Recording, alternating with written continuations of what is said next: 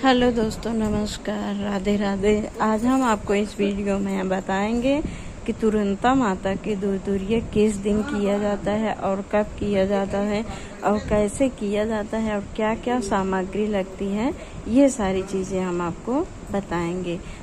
तुरंता माता की पूजा में जो दूरिया करें वो सुहागिन रहे, जैसे विधवा नहीं कर सकती हैं। जो विधवा हैं वो ये दूरिया, कोई भी दूरिया वो नहीं कर सकते, केवल संगठा माता के दूरिया में जैसे 7 सुहागिन, 1 कन्या और 1 विधवा, इतने लोग रहते हैं। और बाकी तुरंता माता में 7 सुहागिन, औसान माता में 7 सुहागिन और चटपटा माता में 7 सुहागिन होती हैं। और प्रसाद के लिए तुरंता माता में मिठाई और चटपटा माता में मिठाई चढ़ाई जाती है और औसान माता में लाई, गुड़, चना, मिठाई, ये सारी चीज़ें चढ़ाई जाती हैं प्रसाद के रूप में। और संगठा माता में चावल की पिन्नी बना करके चढ़ाई जाती है। तो दोस्तों, ये हम तुरंता माता की बता रहे हैं और बाकी हम चटपटा माता की सारी वीडियो हम आपको बाद में दिखाएंगे, फिर से अलग से वीडियो बनाएंगे। यह पूजा करने के लिए 7 सुहागिन की ज़रूरत होती है।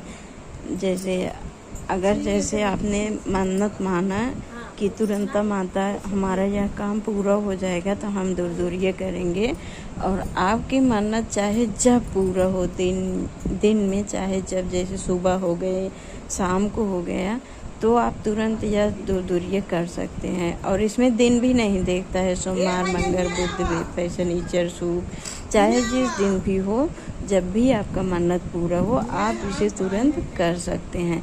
इसमें आपको कुछ भी नहीं करना है, केवल मिठाई लेना है। जैसे 1 किलो आप मंगा लीजिए, 1 सवा किलो, तो वो मिठाई ले लीजिए। और पान चाहिए, 1 सुपारी चाहिए और गौर चाहिए गाय के गोबर का, और 7 ढेलकी, मिट्टी की छोटी छोटी ढेलकी बना करके रख दी जाती है। पान के पत्ते पर रख दिया और चौका सजाया, यानी कि जैसे पहले ज़मीन रहती थी तो वहाँ पर गोबर से लीपा जाता था, लेकिन अब फर्श रहता है तो वहाँ पर साफ़ कर लीजिए, यानी कि पोछा लगा दीजिए।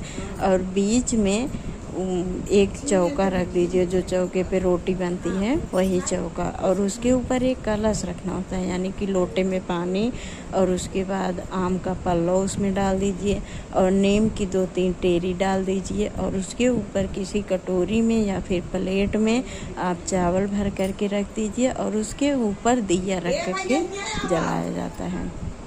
और 1 डिब्बा चूड़ी ले लीजिए, वहाँ पर चढ़ाया जाता है। और उसके बाद चढ़ाने के बाद सारी चूड़ी सभी महिलाएं ले लेती हैं, प्रसाद के रूप में उसे पहन लेती हैं। और रंग तो लगाने के लिए होता है, और जो सिंदूर होता है चढ़ाने के लिए भी, और सब सुहागिन के लगाने के लिए भी चाहिए होता है, और बिंदी लेना चाहिए। ये सारी चीज़ें पूजन सामग्री में लगती है। और थोड़ा सा हवन सामग्री ले लिया जाता है, और उसी में जो मिठाई आती है चढ़ाने के लिए, उसमें 7 पत्ता ले लिया जाता है। जैसे आम का पत्ता हो या फिर ढाक का पत्ता हो, महुए का पत्ता हो, जो भी पत्ता अवेलेबल रहता है उसे ले लिया जाता है। और उसी पर मिठाई 7 जगह रख दी जाती है, जैसे 2-2, 3-3, जो भी आटे बराबर से उसमें हिस्सा लगा दिया जाता है। और 2 मिठाई रख दी जाती है, 2 या 1 भोग लगाने के लिए किसी कटोरी में वहीं माता जी के पास रख दिया जाता है। और 1 मिठाई निकाल दिया जाता है अगियार करने के लिए, इसमें अगियार भी होता है। और आग जला करके मिठाई और जो आपने हवन सामग्री रखी थी उसमें घी वगैरह डाल करके अच्छे से हवन कर दिया जाता है। इसमें ज़्यादातर सब यही मंत्र पढ़ते हैं, ओम भूर्भुवस्सुः तत्सवितुर्वरेण्यं भर्गो देवस्य धीमहि धियो यो नः प्रचोदयात्। यही मंत्र 7 बार पढ़ करके या फिर 9 बार हवन कर दी जाती है। और आरती होती है। आरती के लिए वो जो दिया अपने कलश पर रखा है उसे नहीं लेना है, एक दूसरा दिया जला करके आरती दिखाना है। पहले जो दूरिया करवा रही हैं वो दिखाएंगी, उसके बाद सभी सुहागिन आरती दिखाएंगी। यही सब होता है। सब कुछ पूजा करने के बाद, यानी कि हवन करने के बाद, सिंदूर, बिंदी और बाकी सब कुछ करने के बाद तो जो पत्ते पर वो पूरा लगाया गया है, मिठाई रखी गई है, एक एक तख्ता सभी महिलाएं उठा लेंगी। इसमें ये नहीं होता कि वो उनको उठा करके दें, इसमें सब अपना अपना उठा लेती हैं। और पहले तो अक्सर सब तुरंता माता में और चटपटा माता में खड़े होकर किस्सा होता था। इसमें किस्सा भी होता है एक दो, तो वो खड़े होकर किया जाता था। लेकिन अब कुछ लोग बैठकर, जिनको खड़े होने में दिक्कत होती है वो बैठ करके कर लेते हैं, और जो खड़े हो जाते हैं वो खड़े होकर के करते हैं।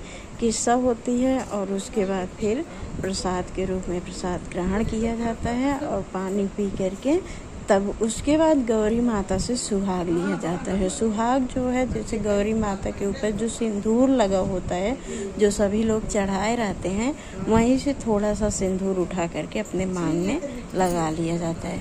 और तुरंता माता में जैसे ये नहीं होता है कि सुबह से ही बिना खाए पिए ही करो। अगर जैसे सुबह आप कर रहे हैं तो उसमें बिना खाए कर सकते हैं। जैसे शाम को आपकी मन्नत दोपहर में हुई, शाम को भी आप कर सकते हैं।